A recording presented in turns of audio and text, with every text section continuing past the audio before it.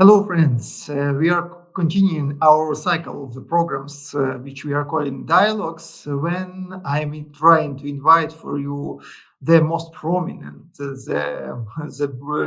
brave and professional people to the dialogue about the future of the region and Ukraine. And today, my guest is Jennifer Kavanagh, a senior fellow and director of military analysis the defense priorities, a political scientist. Kavanagh spent her career studying United States national security and defense policy. Research focuses on United States military strategy, force structure, and defense budgeting, the defense industrial base, and United States military deployments and interventions. Previously, Kavanagh was a senior fellow of the Carnegie Endowment for International Peace. She also worked as a senior political scientist at the Rand Corporation, served for 3 years as a director of Rand's Army Strategy Program. Her work has been published in Foreign Affairs, in New York Times, Foreign Policy, Journal of Conflict Resolution, the Washington Quarterly, and so Los Angeles Times, War on the Rocks, and so on and so on and so on. Recently, Jennifer Kavanagh has focused on Ukrainian-Russian war and potential peaceful solution. Hello, Jennifer, and thank you very much for accepting my invitation. Thank you very much for having me. Was I right about presentation or about your presentation? Yes, everything was correct. It was a great introduction. Thank you for it. Thank you too. You often criticize the big promises that will not be fulfilled. Where is the boundary between helping Ukraine survive and promising what Washington will not deliver? Well, I think that it's really important that making promises that the US isn't prepared to deliver on doesn't help Ukraine survive. It leads to unrealistic expectations and doesn't help Ukrainian policymakers make decisions about how to allocate resources and how to deal with geopolitical challenges. And I think that the United States has clearly defined its interest in helping Ukraine to survive, but that probably doesn't include putting US military forces on the ground in Ukraine. And I think the reality that only Ukraine is going to fight for Ukraine is increasingly understood and accepted. I think that the United States should be ready and willing to promise what it has shown that it is able and willing to provide, which is military and economic assistance alongside European partners. And I think that being clear that those types of commitments are credible and can continue is important. And that's much more helpful to Ukraine than lots of flowery words and things that ultimately won't come true. And that's always been true, right? We could look back to even promises of NATO membership in 2008 that may have led to mistakes both in Europe and in the United States in terms of how they dealt with Ukraine and Russia. But if the United States is not ready to fight Russia directly, why discuss guarantees at the level of Article 5 at all? Is there any space for discussion about some kind of real guarantees for Ukraine if United States, and not even the United States, but also Europe, are not ready to fight with Russia? Well, I agree that including the Article 5 language in discussion of guarantees is a mistake. And I think it's a mistake for a couple of reasons. The first is that, as you suggest, and as I said earlier, I don't think that the United States and Europe are ready to fight Russia directly over Ukraine. And that's just the reality. We can say whether it's good or bad, but it's the reality. And so talking about Article 5 is misleading. I think if you talk to people in the US administration, they'll say, well, Article 5 literally, if you take its literal terms, it doesn't commit the US to anything. It commits the United States and other NATO members to have consultations. So there's no problem in saying that we have Article 5 like commitments to Ukraine in the future, because if Ukraine were attacked, we would have consultations, and that's good enough. But we all know that that's not what Article 5 means in what it's come to mean. It's come to be this sort of sanctified commitment that implies an automaticity of when there's an attack, U.S. forces come or European forces come. And so using the language creates these expectations that I don't think are actually helpful for Ukraine. I don't think they're helpful in terms of getting to peace. And I think they create dangerous political inertia that could that could lead policymakers into a position where they feel backed into a corner on all sides, that lead to really devastating outcomes in the long run. So, I've been quite vocal about suggesting that we shouldn't talk about Article 5. We should talk about security guarantees to Ukraine. And I think there are security guarantees that are possible and credible. But including the Article 5 language, even though I understand that it's appealing and comforting, it actually, I think, has the opposite effect. Talking about the causes of the war or roots of the war without mythology, what is, for your opinion, is primary in the causes of the war? Russia's empirical logic, a window of opportunity, a failure of deterrence, or Europeans' security architecture? What, from your point of view, the main causes of this war? Yeah, well, I mean, all wars have many causes. In my view, one of the primary causes of this war was NATO expansion, and the way in which NATO increasingly encroached on Russia's borders, and the promises of NATO membership to Ukraine, and that includes not just the promises that were made, but increasing defense cooperation between the United States, Europe, and Ukraine, especially under the Biden administration. Some of the strategic partnerships and defense frameworks that were set up. In my view, these were each of these moves was known at the time to be crossing stated Russian red lines, and I think led to a position where Putin's calculus was that this was the last chance. This was his last chance to stop what he saw as a real security threat. And I think that the roots then go back much further than just 2021 or 2020. They go back to the post-Cold War decision to have this open door policy that was open to seemingly everyone except Russia. And I think that was a mistake. I think post-Cold War security could have included Russia rather than excluding it. But we shouldn't deny that there are other causes. I'm not suggesting that this NATO expansion is the only reason. Certainly, there is some imperial logic here, that Putin saw Ukraine as part of Russia, that he wants to reconstitute the Soviet Union. That's certainly a part of this, so I'm not discounting that. I strongly disagree, though, that it was a failure of deterrence, because I'm not sure that Europe and the United States were really trying to deter Russia from invading Ukraine. Like, I don't think the posture was set up to do that. I don't think that they had that intention, partly because they weren't ready to fight for Ukraine, like we were talking about earlier. So in my view, it wasn't a failure of deterrence. If the United States and Russia had really wanted to deter Russia from invading Ukraine, they would have had to take a much different set of actions. Yes, but deterrence means not only the military capabilities, but also negotiation. But that negotiation were broken before the war. That's true. I mean, the question is, whose fault is that? I think Putin put down a set of demands in 2021, and they were probably unreasonable, but the Biden administration basically dismissed them and said, we're not even going to talk about these.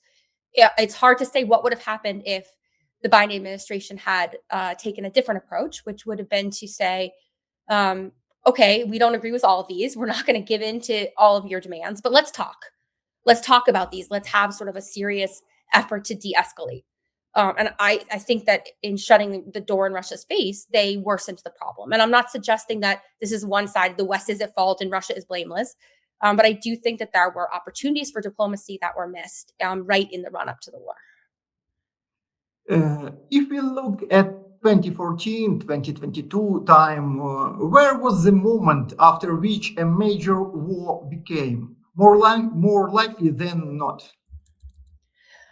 I mean, so in my view, it was really, obviously the roots of this conflict go back along, way back to probably the early 2000s, and certainly, by 2008, where the promises to Ukraine started to be made.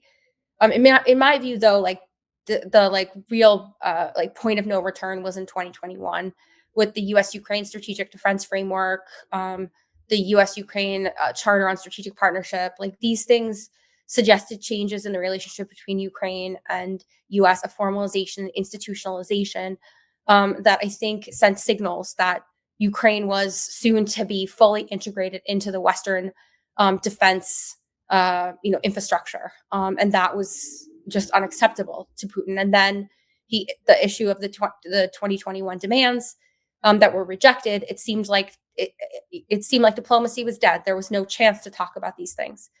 And at that point, I think the decision or the ability to turn things back became increasingly narrow, and ultimately war was inevitable at that point. And what was the main mistake of the West before 2022? Did it underestimate Russia's readiness for war or overestimate the power of sanctions deterrence? I think it underestimated the risks that it's increasing moves to integrate Ukraine into Western military institutions. Underestimated the effect that would have on Russian calculus.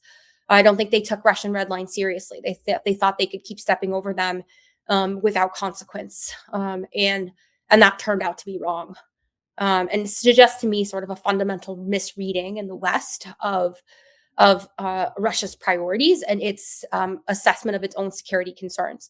Now, we can agree or disagree with whether or not those concerns are legitimate, but recognizing the way in which Russia perceives its security concerns is important if we want to avoid war. Is there any correct conversation about Ukraine's mistakes without blaming the victim? Because Ukraine is a victim in this war, of course, and Ukrainian people. If yes, for your opinion, then about what exactly was your Ukrainian mistakes, strategy, expectation, institution, communication? What do you think? Try to be Ukrainian for a few minutes, and what kind of mistakes do you see from Ukrainian sides? I mean, I should say from the start that I don't really blame Ukraine for this. I think most of the blame falls on the U.S. and Europe for offering unfair promises that led Ukrainian leaders to make calculations and decisions about their military and geopolitical orientation that were ultimately counterproductive. But I don't think that was necessarily Ukraine's fault as much as it was the fault of the West for not being realistic. I do think Ukraine's military probably wasn't ready for war. Um, Arguably more could have been done between 2014 and 2022 to help prepare for what became a full scale invasion, and that didn't happen. And probably more defense institutional reform in order to support that.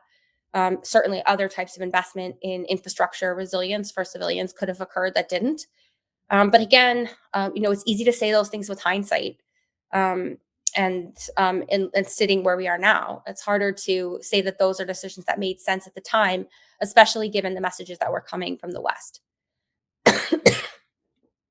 How do you assess the military situation now as a military expert in the war between Russia and Ukraine?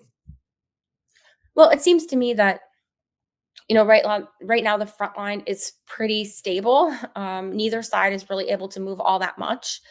Ukraine obviously has significant challenges in terms of manpower and materiel.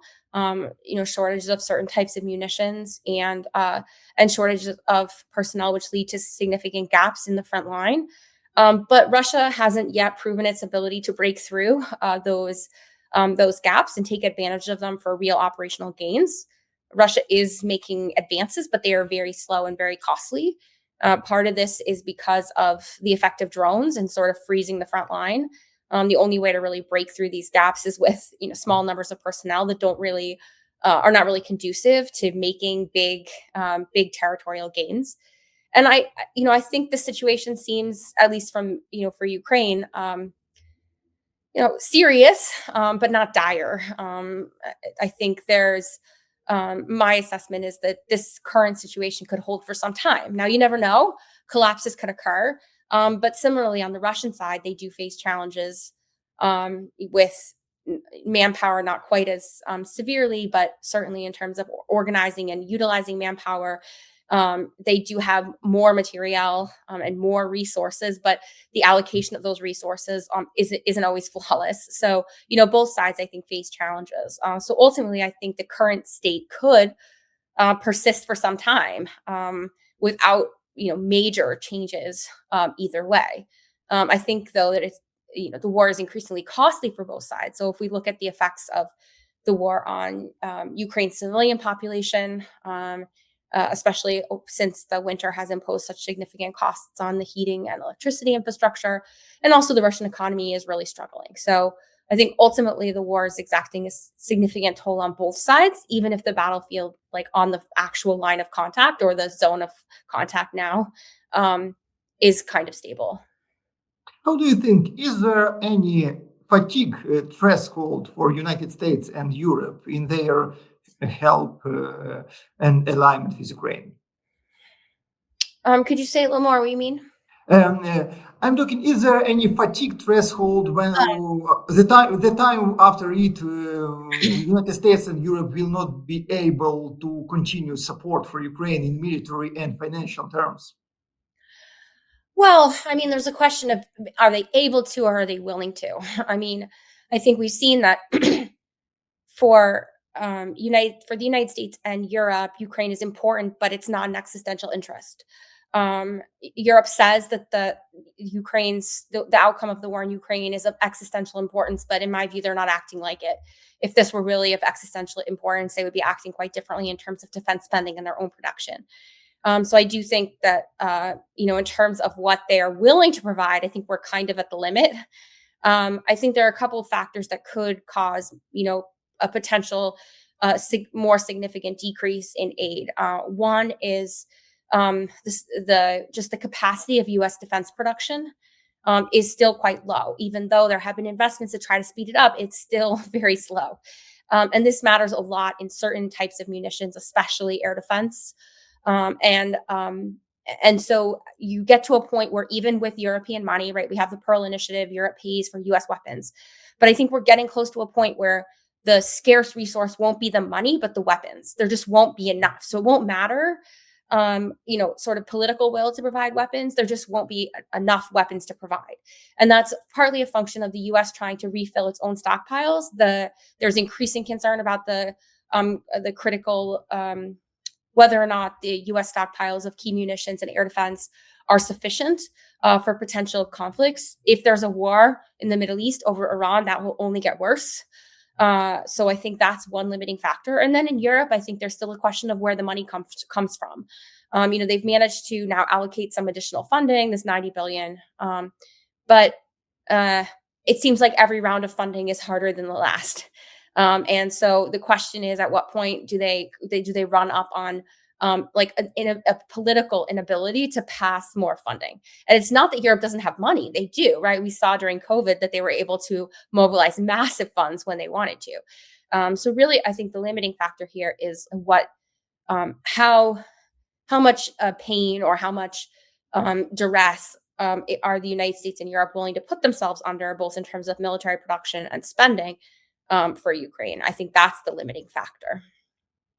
Are there any indicators you would monitor every week in order to understand is the war moving toward negotiations or a freeze or escalation? Or what the signs do you see now, and what is the general direction of the development of the situation from your point of view? Well, I think, as I think the battlefield, like the line of contact in the East is pretty stable. So I don't necessarily expect major changes there. I think the things that I look at are, number one, like societal resilience, especially in Ukraine as it faces continuing strikes on its energy infrastructure. Now, winter is now, like, we're getting towards the end, right? March is now about a couple weeks away. So, um, so there is light there at the end of the tunnel, in the ability of Ukraine to survive this winter. But that's one thing to watch. The other thing I'm concerned about is escalation elsewhere. So, for example, strikes on Russian oil tankers outside of the Black Sea area, U.S. seizing and Europe seizing Russian oil tankers, the potential for escalation as a result of those activities, the risk of escalation between Russia and Europe, I think, is a concern, as Europe rearms and Russia continues its sabotage campaign. So that's worrying. I think the negotiations that have occurred so far have yielded some progress. I think it's a really positive sign that Ukraine, Russia, and the US are meeting all three together. I was very unenthusiastic about this sort of like US, Ukraine, Europe negotiations happening separate. I wasn't sure what the point of that. Seems like we're negotiating with ourselves. So having all three parties together is important, I think. But so far, it seems like most of the talk has been on like easy issues, like how are we going to monitor a ceasefire if we ever get there? And they're pushing off the really important issues that will bring an end to the war. So it still seems to me like the war could continue for some time. Let's continue to talk about the negotiation process, which is also very important. And I also have some hopes for this negotiation process. What is the main break on negotiation? Incompatible goals of the sides, or the absence of a trusted mechanism of implementation, or maybe something else? What are the main real problem of negotiation from your point of view? So I think the challenge is that, like, fundamentally, to have a sustainable, enduring end to the war, you have to address each side's security concerns, and that's very hard. I don't think it's impossible, but it's very hard. And right now, it seems like actually, I think Russia and Ukraine aren't that far apart on some of the key issues, but the remaining questions are real are big ones. So, if you talk about territory, it seems like both sides are sort of ready to accept this demilitarized zone. But the question is, like, what does that actually look like? And what are the legal and security instruments in that demilitarized zone? If you look at security guarantees, I think there's an agreement that Ukraine should have security guarantees, but still a disagreement about what those include. With the biggest issue being this issue of whether or not there are NATO forces inside Ukraine. Russia says no, this is a red line, and for Ukraine, this is really important as a sign that Europe actually is backing them up, something that's different than before. And then there's this issue of military capabilities, and I think both sides, you know, Russia accepts, I think, that Ukraine will have a military that's at least defensively armed. But the military that Ukraine wants is maybe much larger than it would like to tolerate. So there's this question of like, what's the gray space? What is there a Ukrainian military that is sufficient to secure Ukraine and protect Ukraine, that doesn't pose some kind of deal breaker for Russia? Now, I've argued that there is. Maybe we can come back to that. But, I think those are the questions that are outstanding. And these are really hard questions because they get sort of to the core issues of the war. So ultimately, any solution is going to have to provide Ukraine with the sense that it will be secure. So it needs the military capabilities to defend itself. It needs some kind of security guarantees. And also, Russia needs to have its security concerns addressed. Its concerns about having NATO forces in Ukraine or having Ukraine integrated into the West, and so that's probably going to mean some kind of non-aligned status for Ukraine. That's binding in some way. And so I think ultimately, like, what the outcome looks like is pretty clear, but getting to that point is really difficult because it requires really significant and often painful compromises on both sides. Uh, your minimally viable deal, not just one, but a working one. Ceasefire, line control, monitoring, exchange, sanctions schedule. What else? Well, I've argued that I think the best outcome, the most feasible one, is some kind of armed non-alignment for Ukraine that has Ukraine outside of military alliances, but with some kind of security guarantees and with a military that's sufficient to defend its territory and deter a future invasion. I think that having a ceasefire on the line of contact makes sense. I don't see any need for withdrawal from territory that Ukraine already controls. I do think security guarantees are a really important piece. You do need a ceasefire monitoring regime and some kind of demilitarized zone, ideally.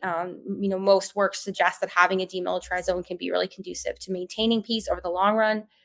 And probably some kinds of discussion, or at least opening discussion with Russia on European security architecture. I don't think you need to solve the European security architecture question. That's a big question to get a deal on Ukraine. But I think a willingness of the United States and Europe, and this clearly is a responsibility of the United States and Europe, to open this discussion with Russia about what a future security architecture that includes Russian security rather than being opposed to Russia looks like. For me, sometimes it looks like we are suffering, or we are stuck between these 2 points of view: the non-alignment and security guarantees of Ukraine. And you suggesting the non-alignment status of Ukraine, but there is also a status which lets us to combine non-alignment and security guarantees. We are talking about the internationally recognized neutral status. Could be it a solution also for Ukraine? Yes, I don't think that having non-alignment or like a neutral status is inconsistent or incompatible with security guarantees. In fact, it's clearly not. A country's alignment and a country's security guarantees are two different things, and there are examples, historical and more recent, current ones, of countries that are neutral and that the security guarantee that they receive is of their neutral status. And that means that they're not in any sort of mutual defense relationship. It's not NATO. It's not the U.S. Korea relationship, but it is a security guarantee of a neutral state. So having Ukraine commit to being not aligned does not rule out security guarantees. They're two separate conversations. Now we can have a conversation about what types of security guarantees are credible in this instance, but that's separate from this discussion about whether or not Ukraine should be not aligned or neutral. And I think it's important to clarify that when I talk about non-alignment, I use non-alignment because it's a policy concept, not a legal one. And so it gives Ukraine a lot more flexibility. Like if we look at examples of, quote unquote, non-aligned or neutral states like Finland, or not now, but, during the Cold War, and or like Israel, some people use as an example, like these are very different. Right? Or Vietnam. These are all non-aligned states that have totally different security relationships. So the idea here with Ukraine's non-alignment is it would commit to be non-aligned outside of alliances, no mutual defense commitments, but it wouldn't rule out things like intelligence sharing with the West or defense cooperation with the West, or even training of Ukrainian soldiers inside Europe. So it actually doesn't leave Ukraine isolated and alone, like some people think. It's just a non-aligned status that would say that it's not going to be part um, uh, of any sort of formal alliance, and maybe not host foreign bases or foreign military soldiers on a permanent basis. But neutral status could also be a tool to reduce the Russian concerns about the Ukraine, because non-alignment status also for non-alignment status, but at the same time it depends a lot on the quality of policy of Ukrainian policy, because in one conditions from one policy this non-alignment status could lead to the coherent long-run peace. From another hands, in other conditions, it could lead us to another war in some very short term, because if this non-alignment status will be used only again to raise the contradictions between Ukraine and Russia in the future. So I'm worried about the quality of Ukrainian policy and capabilities of Ukrainian elites to use this non-alignment, to use this flexibility in correct way, Mm-hmm. in respectful and wisdom way. Yeah, so I think you're right that a formal commitment to non-aligned status would be, in my view, beneficial for Ukraine because it would reduce Russia's concerns about this, idea that Ukraine is going to be absorbed into Western military infrastructure, and that would be beneficial because it would reduce the risk of future war, and possibly Russia would be willing to trade this commitment for other things, right? More flexibility on Ukraine's military capabilities or more flexibility elsewhere, right? So the idea would be to make this formal commitment and use it as a trade. What can you get for something that Russia wants a lot? But then the question is, like, what does that non-alignment include? And I think that's something that definitely has to be negotiated and should be explicit, right? It can't be like we're not aligned and we'll figure out what that means later. Like in the treaty text, it should include like what exactly does non-alignment mean, right? It means intelligence sharing. It means military exercises outside of Ukraine, or it doesn't. It means like no foreign troops. Like what exactly does it mean? It will be important for the two sides to agree that these are the terms of non-alignment. And it will be important for the Ukrainian side to stick to whatever those commitments are, and you'll probably need external.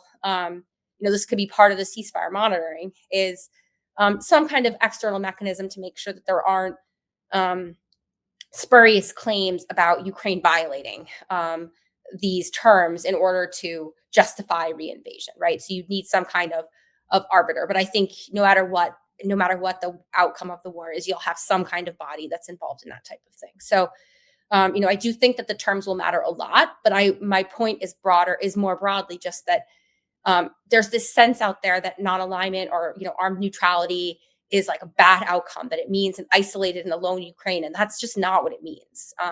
It means some things are out of bounds, but a lot of things could be in bounds. And by making this formal commitment, you could probably get more space to have those other types of ties. Partly because Russia recognizes that they can't unwind things. Like Ukraine's defense industrial base is already now integrated with the West. You can't unwind that, right? So I think that there are some things that Russia recognizes at this point it can't undo. And those are things that I think can be built into a treaty. What concessions from Russian side are realistically possible at all if the Kremlin considers the war to be about the root causes of the? So, I mean, I think that there's a lot of space for Russia to make concessions on this whole demilitarization idea, right? This idea that Ukraine will have no military to defend itself. I think that is an area where there's a lot of flexibility and places where Russia could make concessions to acknowledge that Ukraine has to be able to defend itself. I think that that could include, significant levels of Ukrainian defense production, as well as cooperation with the West, as we were talking about before. And I think that's probably the major one. I think there's also probably room for concessions in the sense of, building this some kind of demilitarized zone that would involve, some pullback of Russian heavy weapons. I think there should be mutual assurances between the two sides. Things like not holding military exercises or stationing certain types of weapons or having military bases too close to the previous line of contact to give both sides some kind of buffer that would provide additional security. So those I think are major areas. There's probably also room for concessions or compromise on some of these language and church issues. I think making sure that Ukraine gets integrated into the EU, that's something that Russia seems willing to give. A concession there could be, some more hardline views in Russia suggest that Ukraine should have to have a protocol that limits its involvement in the EU and limits specifically its involvement in the defense side of the EU. A concession could be to have Ukraine integrated with no protocol. I think that's something that's within the bounds, which would give Ukraine more flexibility to participate in EU defense cooperation, which is growing rapidly as well. Because Trump said that the only one Russian concession toward Ukraine, that Russia is ready to don't capture Ukraine all, but only the part. Now, I think it's not enough, and maybe we need to think more about this mirror approach towards Russia in many terms, just to feed Ukrainian public opinion, European public opinion. Because if the society will not recognize this peace as a just peace, as a true peace, society will not politicians let make any deal. So we need to think over about maybe practical and symbolical steps to find some kind of leverages and balances of truth, of justification in this situation. Yeah, I agree. I mean, the reality is that I don't think the Russian military at this point could take all of Ukraine or has the resources to govern all of Ukraine, right?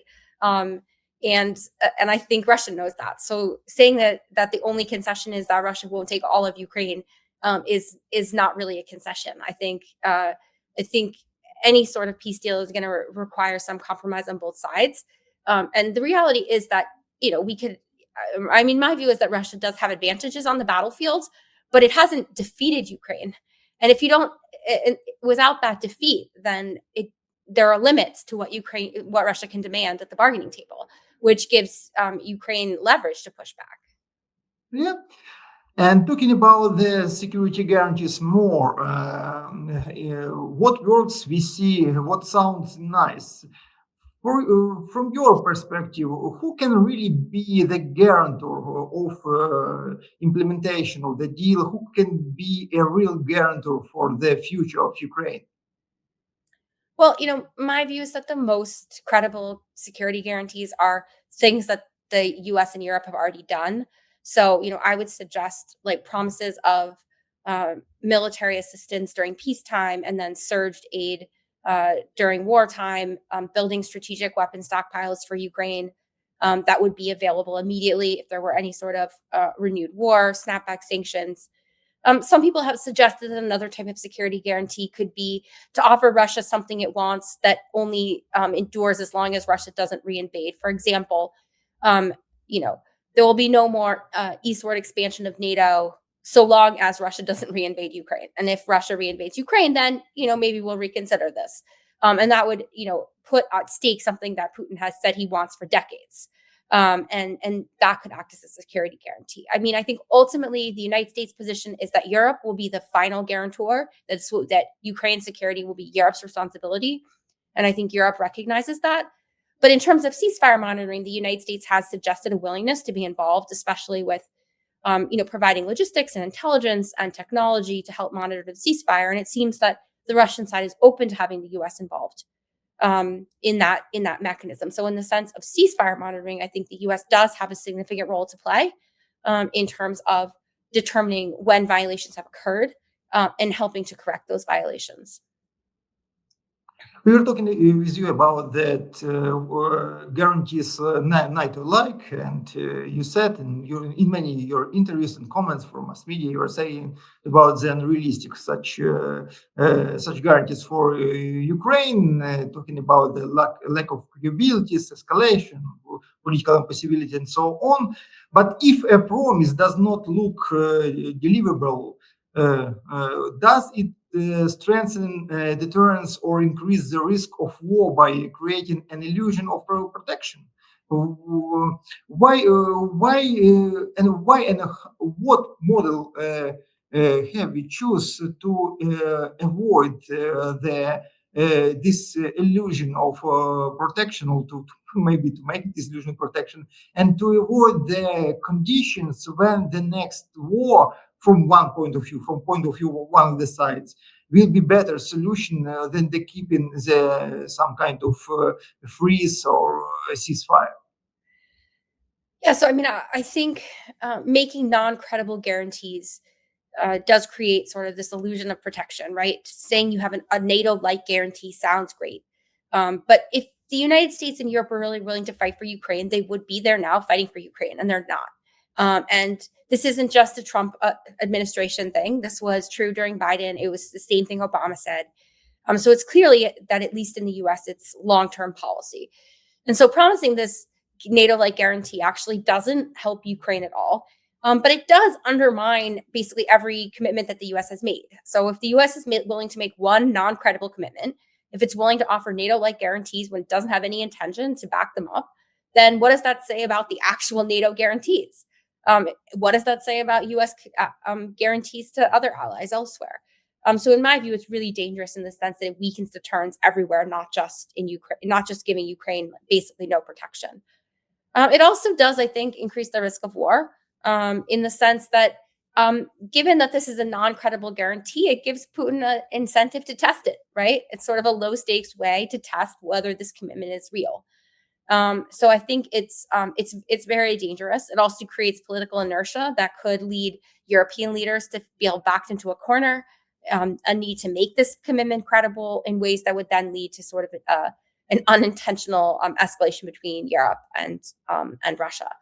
So in my view, this would be very dangerous. I think ultimately the reality is that Ukraine is the only country that will fight for Ukraine, and the best security guarantee the United States and Europe can offer Ukraine is the arms and money needed to build a military and defense infrastructure and a civilian infrastructure that is able to protect and sustain the country and deter future conflict. And I think there are things, however, the United States could do to help improve relations between the West and Russia that would help to de-escalate hostility and tensions. And that's a separate discussion about European security architecture, U.S.-Russia normalization. Like there's a lot that Russia wants that only the U.S. can provide. And that's a sort of separate conversation and dialogue. But I do think that the United States can help make the future better for Ukraine by taking steps to really integrate Russia into the European security architecture rather than exclude it from that. You are promoting the armed non-alignment and the so-called Porcupine strategy. What does this mean practically? What the hardware of this strategy in force level and in production, in mobilizations, stock piles, and so on? What is inside of the strategy for your opinion should be to make for Ukraine the feelings of protection, and but at the same time to don't provoke another war, to don't feel Russia in dangerous position? Mm-hmm. So we already talked about the non-aligned piece a little bit, and the necessity that it be formalized in some way. So we'll talk maybe focus here on the military piece. And so, my recommendation based on my analysis is that Ukraine needs a military active duty of about 250 to 300,000 personnel with a reserve of about 300,000 personnel. Now, some people will say this active duty force is too small. It's not that much bigger than what it was in 2022, and that wasn't enough. But I would argue that that's not the right way to think about it. Number one, we've seen the way warfare has changed over time to reduce the need for manpower. And number two, this wouldn't be the same military, right? It would be differently structured. It would be differently trained. It would be differently armed. So it's not really about the personnel. Some people argue that you need maybe a little bit of a buffer, something a little bit higher, 100,000 people higher, just given inefficiencies in military structure. Maybe that's true. But the reality is that most assessments are that Ukraine, even with Western assistance, couldn't support a military of larger than 300 to 400,000 people in peacetime, just given demographics and other resources. Potentially, it would even have to be smaller. So I think that this is realistic, and it would be sufficient to defend the country, especially if you have this reserve. And remember, you have all the demobilized military personnel who would be well trained and available if there were to be a future contingency. The cost of this, I made up some salary numbers that are slightly higher than the average salary. I think it would be something like $6 to $8 billion per year to just pay salaries. Doesn't include benefits or anything like that. In terms of hardware, I think the basics of this would be the Porcupine strategy, and that would include drones, fortification, air defense and counter drone capabilities, artillery, both howitzer style artillery as well as rocket artillery, munitions of all kinds from 155 millimeter ammunition to artillery rockets, as well as anti-tank weapons, things like that. You need some armored vehicles and probably some number of long-range munitions that would be used mainly to supplement air defense, because air defense interceptors are in such short supply.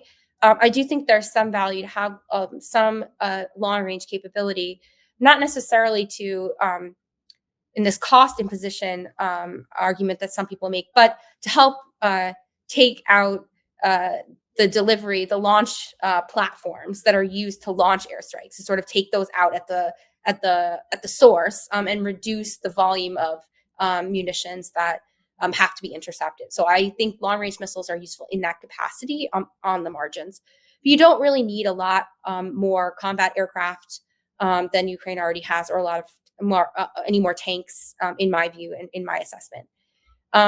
Based on this sort of set of materiel, I think Ukraine can actually source most of this by themselves with some Western assistance for parts. And that includes things like the drones, the artillery systems, the armored vehicles. Where they really need help is munitions. If we try to aim for a stockpile of like a year's worth of munitions at current usage rates, Western assistance is essential to build those stockpiles in a reasonable time frame. And air defense, obviously, right now, there's really no replacement for Western air defense, especially U.S. air defense. And so that's an area where there continue to be shortages.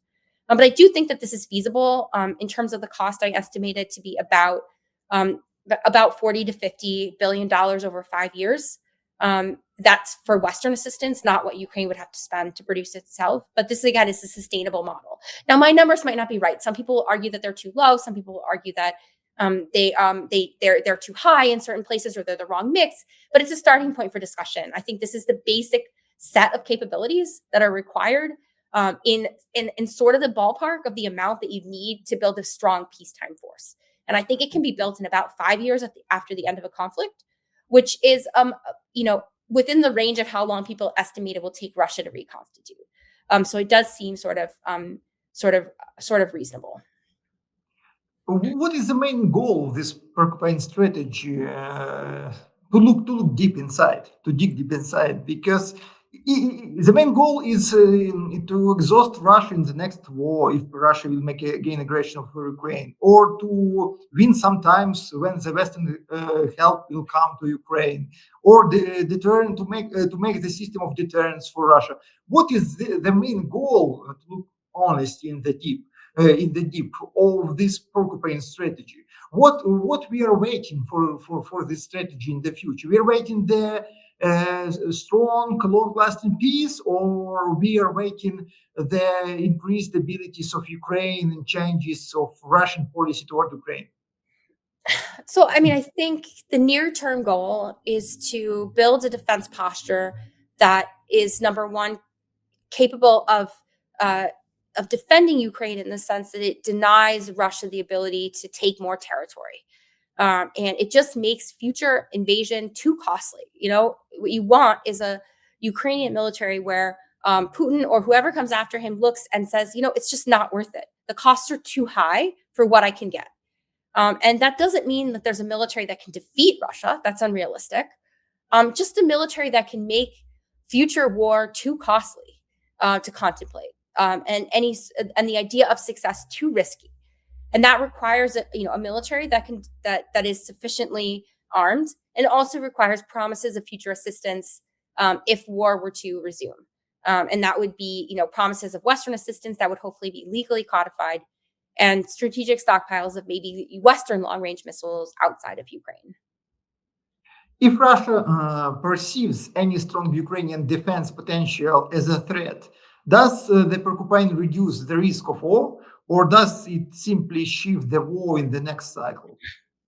So I think the idea would be to have a defensively armed military that would suggest that Ukraine could defend itself but pose no offensive threat. And that's, given the advantages of defense. So it means the Porcupine without needles? Or maybe with small needles. You're right. The idea is to make it unpalatable to invade, but I think it's realistic to say that a military that's sufficient to defend Ukraine, you would need something much bigger to pose any sort of offensive threat to Russia, and that's just not necessary. Why would? So I think that there's a clear difference between a defensive military and something that Russia would be concerned about. I mean, the main things that Russians point to when you ask them what capabilities they're concerned about are, number one, combat aircraft.